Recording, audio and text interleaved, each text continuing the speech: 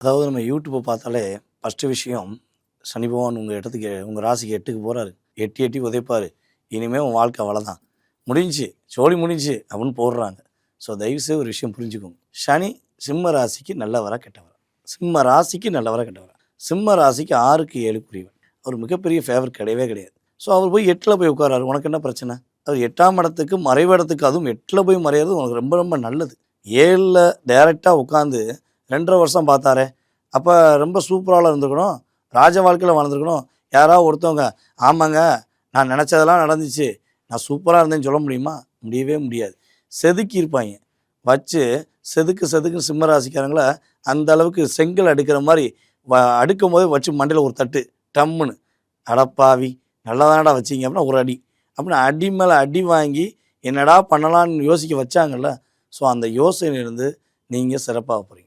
சிம்ம ராசிக்குன்னு ஒரு இயல்பான குணம் இருக்கும். அப்படியே நான் யார் தெரியுமா? நான் ராஜா. நான் யார் தெரியுமா? நான் ராணி அப்படின்னு ஒரு ஃபீலிங்கில் இருப்பாங்க. அது இல்லை, நீ ராணியும் கிடையாது ராஜாவும் கிடையாது, பேசாமல் கூஜா தான், உன்னை கூஜா தான் தூக்க வைப்பேன்னு சொல்லி கூட இருக்கவங்களாம் வச்சு செஞ்சாங்க.